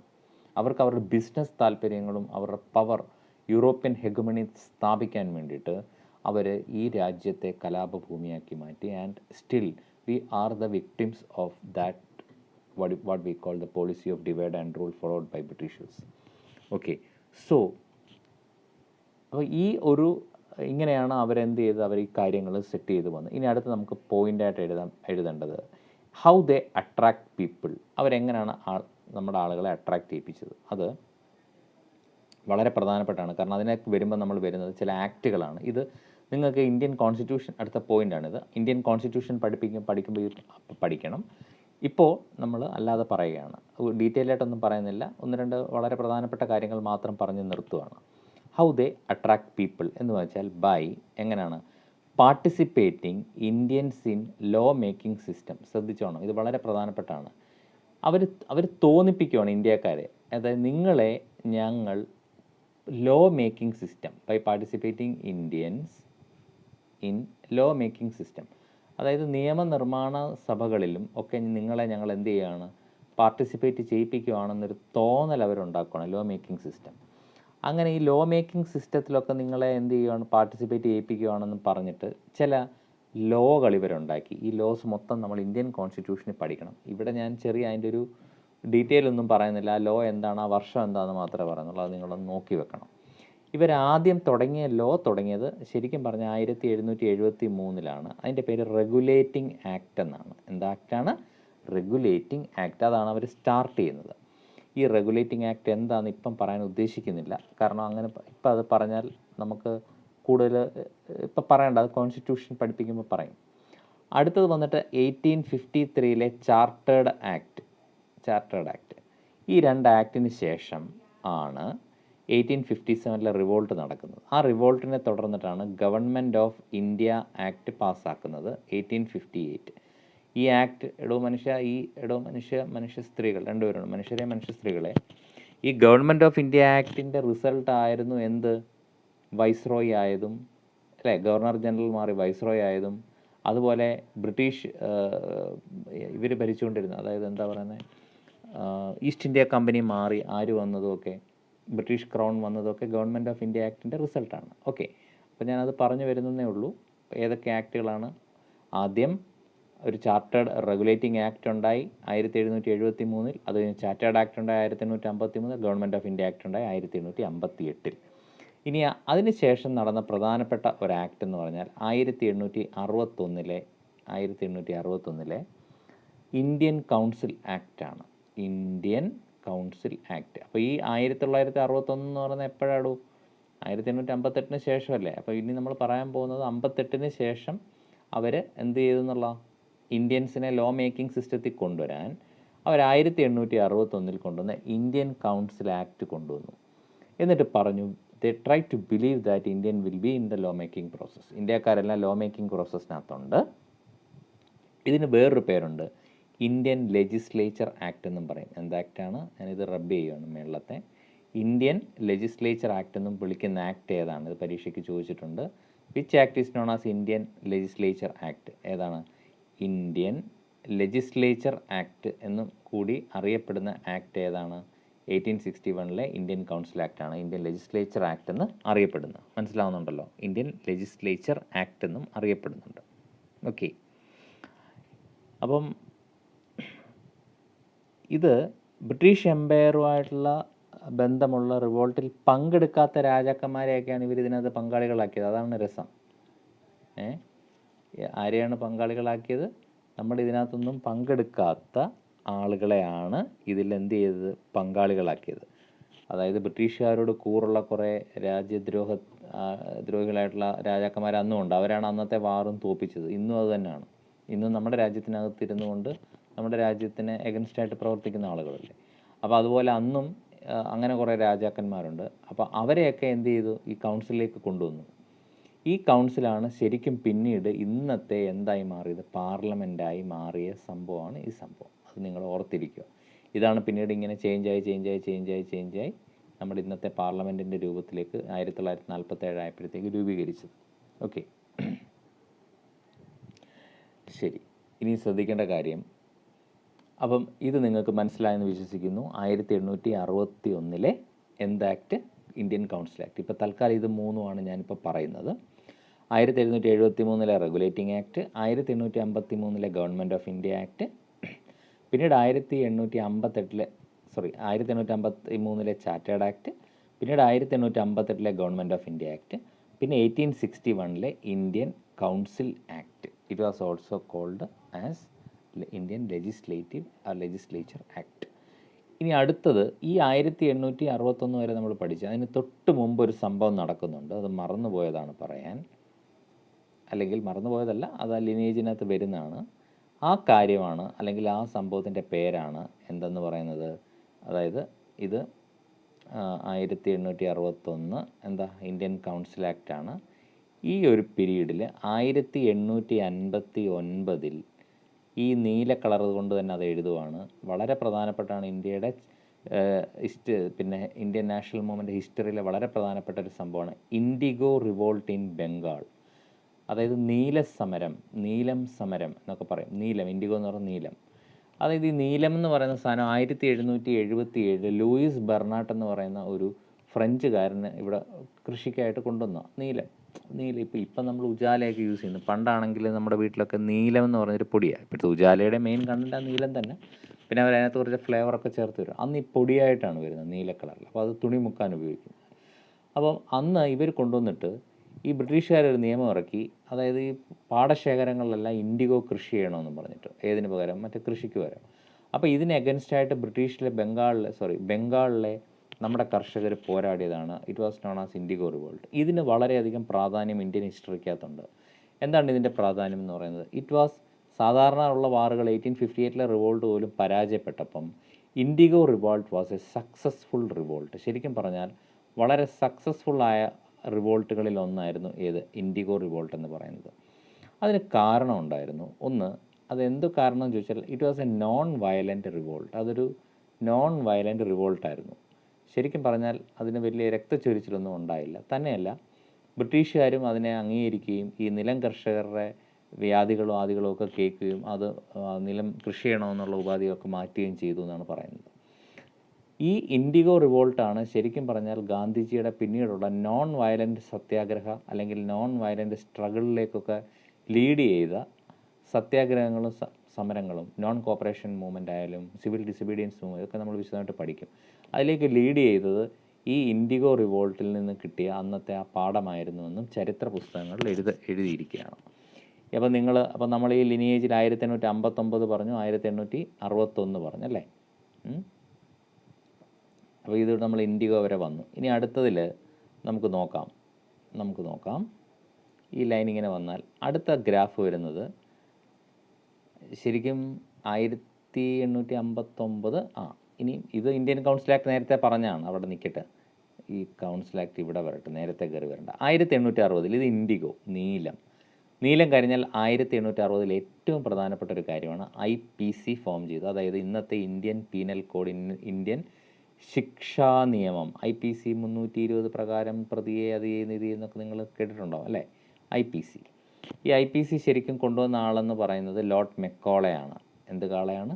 ലോർഡ് മെക്കോളെ പ്രഭു, മെക്കോളെ എന്ന് പറയുന്ന ആളാണ് ഇത് കൊണ്ടുവന്നത്. ഓക്കെ, ഇനി ഒരു കാര്യം പ്രത്യേകം ശ്രദ്ധിക്കുക. ഇതിൽ 2 ക്വസ്റ്റ്യൻസ് സ്ഥിരമായിട്ട് ചോദിക്കുന്നുണ്ട്.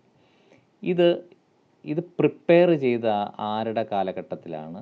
ഇത് ലോർഡ് മെക്കോളെ എന്ന് പറയുന്ന ആൾ വൈസ്രോയും ഗവർണർ ജനറൽ ഒന്നുമല്ല, അങ്ങേര് ബ്രിട്ടീഷിൻ്റെ ഒരു പ്രധാന ഉദ്യോഗസ്ഥനായിരുന്നു. അയാളാണിത് എന്ത് ചെയ്തത്, അതിൻ്റെ ഡ്രാഫ്റ്റും കാര്യങ്ങളൊക്കെ ഉണ്ടാക്കിയത്. എന്നാൽ ഇതിൻ്റെ ക്വസ്റ്റ്യൻ വന്നിരിക്കുന്നത്, ഞാനിത് റബ്ബ് ചെയ്യുകയാണ്, ഇതിൻ്റെ ക്വസ്റ്റ്യൻ വന്നിരിക്കുന്നത് ഇങ്ങനെയാണ്. ഇത് നമുക്ക് IPC ക്വസ്റ്റ്യൻ വന്നിരിക്കുന്നത്, ഇത് ഫോം ചെയ്ത, അതായത് ഇത് പ്രിപ്പയർ ചെയ്ത കാലഘട്ടം 1835, ഇത് നിലവിൽ വന്നത് 1860. അപ്പോൾ ഈ പ്രിപ്പയർ ചെയ്ത കാലഘട്ടത്തിലെ അന്നത്തെ വൈസ്രോയി, അല്ലെങ്കിൽ അന്നത്തെ വൈസ്രോയി ഇല്ല, അന്ന് ഗവർണർ ജനറൽ ആരാണ്? അത് ലോർഡ് കാനിങ്ങും വില്യം ബെനറ്റിക്കും 1860 ഇത് ഇംപ്ലിമെൻ്റ് ചെയ്ത വർഷം ആരായിരുന്നു എന്ന് ചോദിച്ചാൽ അത് വൈസ്രോയി ലോർഡ് കാനിങ്ങുമാണ്. എന്നാൽ ഈ സാധനം ഉണ്ടാക്കിയത് ആരാന്ന് ചോദിച്ചാൽ അത് ആരാണ്? മെക്കോളെ ആണ്. 3 പേരുടെ പേരുകൾ ഓർത്തിരിക്കുക. അപ്പോൾ 1835 ലോർഡ് വില്യം ബെനറ്റിക് എന്ന് പറയുന്ന ഗവർണർ ജനറലിൻ്റെ കാലത്ത് ഇതിൻ്റെ ആരംഭം കുറിക്കുന്നു. അന്നത്തെ 5ാം ലോ കമ്മീഷൻ എന്തൊരു റെക്കമെൻഡ്, അന്നത്തെ ലോ കമ്മീഷൻ റെക്കമെൻഡ് ചെയ്യുന്നത്. ഇത് നടപ്പിലാക്കുന്ന 1860 ലോർഡ് കാനിങ്ങിൻ്റെ കാലത്തും. ഇതിൻ്റെ പിന്നിൽ പ്രവർത്തിച്ചത് ആരാന്ന് ചോദിച്ചാൽ ലോർഡ് മെക്കോളെയും ആണ്. ഈ 3 പേരുകളും ഓർത്തിരിക്കുക. ഓക്കെ, അപ്പോൾ നമ്മുടെ ലൈന് വീണ്ടും ഒന്നുകൂടെ എഴുതാം. സാറിന് ഈ ലൈൻ വിട്ടിട്ടൊരു കാര്യമില്ലെന്ന് പറഞ്ഞു ഇല്ലയോ?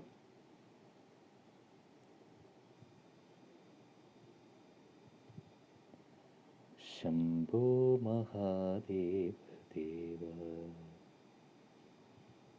ശംഭോ മഹാദേവ ദേവേശ ശംഭോ, ശംഭോ മഹാദേവ ദേവ. അപ്പം നമ്മളിവിടെ 1859 എന്താണ് പറഞ്ഞത്? ഇൻഡിഗോ റിവോൾട്ട് പറഞ്ഞു. 60 എന്ത് പറഞ്ഞു? 1860 എന്ത് പറഞ്ഞു? IPC ഇൻഡിഗോ, ഇത് IPC പറഞ്ഞു. 1860 നമ്മൾ പറഞ്ഞു അല്ലേ?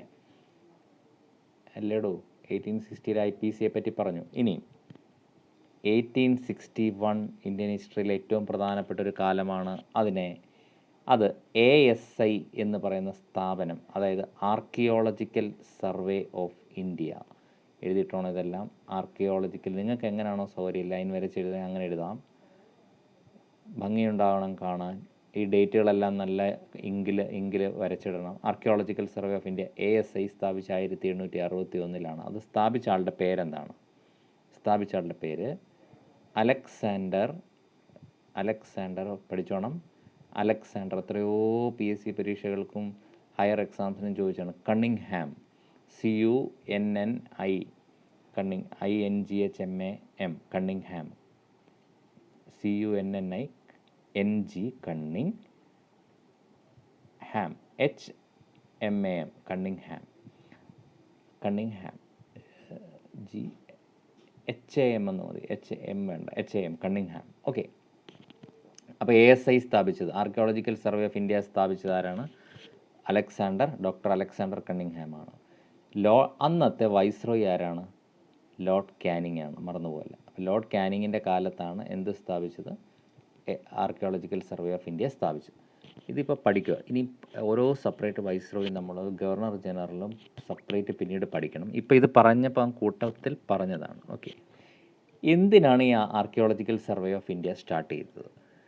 It was started to research about Indian subcontinent history. ബ്രിട്ടീഷുകാർക്ക് ഇന്ത്യൻ സബ് കോണ്ടിനെൻ്റ് ചരിത്രം, അതിൻ്റെ കൾച്ചർ, ട്രഡീഷൻ, അതിൻ്റെ റൗട്ടൊക്കെ അവർക്ക് റിസർച്ച് ചെയ്യാൻ. എന്തിനാണ്? ഇന്ത്യക്കാരൻ എന്തായിരുന്നു എന്ന് റിസർച്ച് ചെയ്തറിയാം അല്ലേ? മോണിമെൻറ്റ്സും മറ്റു സാധനങ്ങളൊക്കെ റിസർച്ച് ചെയ്തറിഞ്ഞിട്ട് അവർ കുറേ തിയറീസൊക്കെ കൊണ്ടുവന്നു. ആ തിയറികളൊക്കെ ഞാൻ പിന്നീട് പറയാം. ആര്യൻ ഇൻവേഷൻ തിയറിയൊക്കെ അങ്ങനെ കൊണ്ടുവന്ന തിയറിയാണ്. അപ്പോൾ അത് റിസർച്ച് ചെയ്യാൻ വേണ്ടിയിട്ടാണ് ഈ archaeological survey of India start ചെയ്തത്. ഇനി ഇതിന് തൊട്ട് മുൻപ്, ഈ കാലങ്ങൾക്കൊക്കെ മുമ്പ്, വളരെ മുൻപ് 1784 അത് നിങ്ങൾ എഴുതേണ്ടതായിട്ടുണ്ട്. 1784 ഒരു സൊസൈറ്റി സ്റ്റാർട്ട് ചെയ്തു. അതിൻ്റെ പേര് ഏഷ്യാറ്റിക് സൊസൈറ്റി ഓഫ് ബംഗാൾ എന്നാണ്. എന്താണ്, ഞാനിവിടെ എഴുതാം. ഇതെപ്പോഴും ചോദിക്കുന്ന ചോദ്യമാണ്. Asiatic society of Bengal, Asiatic society of Bengal, ഇത് സ്ഥാപിച്ച ആളുടെ പേര് വില്യം ജോൺസ് എന്നാണ്. എന്താണ്? വില്യം എന്നൂടെ ഞാൻ പറയാം. William Jones. ഈ started Asiatic society of Bengal, William Jones. ഈ ഏഷ്യാറ്റിക് സൊസൈറ്റി ഓഫ് ഇന്ത്യ എന്തിന് സ്ഥാപിച്ചതാണെന്ന് ചോദിച്ചാൽ, to study Hindu scriptures and Sanskrit language. അതായത് അന്ന് ഇവിടെ ഉണ്ടായിരുന്ന വേദങ്ങൾ, ഇതിഹാസങ്ങൾ, പുരാണങ്ങൾ, അങ്ങനത്തെ ഹിന്ദു സ്ക്രിപ്റ്റ്സും സാൻസ്കൃത് ആയിട്ടുള്ള ഒത്തിരി കാര്യങ്ങളും പഠിക്കാൻ വേണ്ടിയിട്ട്, അന്ന് ബ്രിട്ടീഷുകാർക്ക് അതൊക്കെ പഠിക്കാൻ വേണ്ടിയിട്ട് അവർ സ്ഥാപിച്ച സ്ഥാപനമാണ് ഏഷ്യാറ്റിക് സൊസൈറ്റി ഓഫ് ബംഗാൾ. അപ്പം ഇനിയും ഇത് പഠിച്ചു. അടുത്ത പോയിന്റിൽ ഒരു കാര്യം കൂടി എഴുതി നമ്മുടെ ഈ വീഡിയോ നിർത്തും. ഇത്രയും കാര്യങ്ങൾ നമ്മൾ പഠിച്ച് വൃത്തിയായതിനു ശേഷം മാത്രമേ ഞാൻ അടുത്ത ഹിസ്റ്ററി ടോപ്പിക്കിലേക്ക് കയറുള്ളൂ. അത് ഞാൻ എൻഷുർ ചെയ്യും. അപ്പോൾ അടുത്ത എന്താണ്? ലോർഡ് കാനിങ്ങിൻ്റെ കാലത്താണ് 3 ഇന്ത്യൻ യൂണിവേഴ്സിറ്റികൾ ആരംഭിച്ചത്. അത് 1862 പുള്ളി റിട്ടയർഡായി തിരിച്ചുപോയി. ഓക്കെ. അപ്പോൾ ആ കാലഘട്ടത്തിൽ 1861 പുള്ളി കുറേ കാലങ്ങളായിട്ട് ഗവർണർ ജനറൽ ആയിരുന്നു എന്ന് പറഞ്ഞു. 1857 മുതൽ പുള്ളി വൈസ്രയാണ്. 57 മുതൽ വൈസ്രയാണ്. 1862 പുള്ളി റിട്ടയർഡായി പോയി. ഈ കാലഘട്ടത്തിൽ പുള്ളി 3 പ്രധാനപ്പെട്ട യൂണിവേഴ്സിറ്റികൾ സ്ഥാപിച്ചു ഇന്ത്യയിൽ. University of Calcutta, university of Madras and university of Bombay. ഇത് 3ഉം തുടങ്ങിയത് ലോർഡ് കാനിങ്ങിൻ്റെ കാലത്താണ്. ഓക്കെ. അപ്പോൾ ഇത്രയും കാര്യങ്ങൾ ആണ് ഇന്ന് നമ്മൾ ഡിസ്കസ് ചെയ്തത്. ടൈം കുറച്ചേറെ ആയിട്ടുണ്ടെന്ന് തോന്നുന്നു. 51 മിനിറ്റായി. ഇത്രയും കാര്യങ്ങൾ പറഞ്ഞില്ലെങ്കിൽ അത് 2 വീഡിയോ ആക്കാൻ പിന്നെ ബുദ്ധിമുട്ടാണ്. പിന്നെ എഴുന്നേറ്റ് പോയി പിന്നെ ചെയ്യണം. അപ്പം ഒരു സ്ട്രെച്ചിൽ എഴുതി ഇത്രയും കാര്യങ്ങൾ നമ്മൾ പിന്നെ നമ്മൾ മെൻഷൻ ചെയ്തിരിക്കുകയാണ്. അപ്പം എന്തൊക്കെ കാര്യങ്ങൾ നമ്മൾ ആദ്യം വന്ന് പറഞ്ഞത്, ഹിസ്റ്ററിയെ പറ്റി പറഞ്ഞു. ഹിസ്റ്ററി എത്ര പാർട്ടായിട്ട് തിരിച്ചിട്ടുണ്ടെന്ന് പറഞ്ഞു. പിന്നെ ഒരു ലിനിയേജ് പറഞ്ഞു. പിന്നെ നമ്മൾ 1857 റിവോൾട്ടിന് തൊട്ട് മുമ്പ് നടന്ന 3 റിവോൾട്ടുകളിലൂടെയാണ് ബ്രിട്ടീഷുകാർ ഇന്ത്യയിൽ ഹെഗമണി സ്ഥാപിച്ചത്, അല്ലെങ്കിൽ അവർ അതോറിറ്റി സ്ഥാപിച്ചത്. And it was battle of Plassey, battle of Buxar, പിന്നെ ആംഗ്ലോ മറാഠ, 4 വാറിലൂടെ, Anglo Maratha war and Anglo Mysore war. അതിൻ്റെ ഡേറ്റുകൾ പഠിക്കണമെന്ന് പറഞ്ഞു. Then comes to certain regulations which created resentment in the part of Indians against Britishers. ഏതൊക്കെയായിരുന്നത് നമ്മൾ പറഞ്ഞു. ഡോക്ട്രിൻ ഓഫ് ലാപ്സും ഒക്കെ, റിലീജിയസ് ഡിസബിലിറ്റി ആക്ടിൻ്റെ കാര്യങ്ങൾ പറഞ്ഞു. പിന്നെ നമ്മൾ റിവോൾട്ടിൻ്റെ റിസൾട്ട് എന്തായിരുന്നു? ഗവൺമെൻറ് ഓഫ് ഇന്ത്യ ആക്ട് 1858 അല്ലേ. പിന്നെ നമ്മൾ പ്രധാനപ്പെട്ട ഒരു കാര്യം പറഞ്ഞത് 1833 നമ്മുടെ ഗവർണർ, പിന്നെ എന്താണ്, charter act, lord William Benedict. അതിനു മുമ്പ് ഗവർണർ ജനറൽ ആയിരുന്ന റോബർട്ട് ക്ലൈവിനെ പറ്റി ആ കാര്യങ്ങളെല്ലാം പറഞ്ഞു. അങ്ങനത്തെ കുറച്ച് കാര്യങ്ങൾ പറഞ്ഞു അല്ലേ. പിന്നീട് നമ്മൾ പറഞ്ഞത് എന്താണ്? കൗൺസിൽ ആക്റ്റുകളെ പറ്റിയാണ് ലാസ്റ്റ് പറഞ്ഞത്. റെഗുലേറ്റിംഗ് ആക്റ്റും കൗൺസിൽ ആക്റ്റും ഒക്കെ അല്ലേ. പിന്നെ ലാസ്റ്റിൽ ആർക്കിയോളജിക്കൽ സർവേ ഓഫ് ഇന്ത്യ പറഞ്ഞു, ഇന്ത്യൻ പീനൽ കോഡ് പറഞ്ഞു, ഏഷ്യാറ്റിക് സൊസൈറ്റി ഓഫ് ബംഗാളൊക്കെ പറഞ്ഞു. അപ്പോൾ ഇത് വളരെ ശ്രദ്ധിച്ച് ഈ പോയിന്റുകൾ എഴുതി നമ്മൾ എന്ത് ചെയ്യണം? മനസ്സിലാക്കണം. ഇത് നാളെ നിങ്ങളുടെ സിവിൽ സർവീസിലേക്കുള്ള ഏറ്റവും പ്രധാനപ്പെട്ട ഒരു ഏരിയയാണ് ഹിസ്റ്ററി എന്ന് പറയുന്നത്. ഹിസ്റ്ററി എല്ലാ പരീക്ഷയ്ക്കും നല്ല മാർക്കിന് ക്വസ്റ്റ്യൻ വരും. അത് സിവിൽ സർവീസിന് പോകുമ്പോൾ പ്രിലിമിനറി ആയിക്കോട്ടെ, മെയിൻ ആയിക്കോട്ടെ, ഹിസ്റ്ററി ഒഴിച്ചുകൂടാൻ പറ്റില്ല.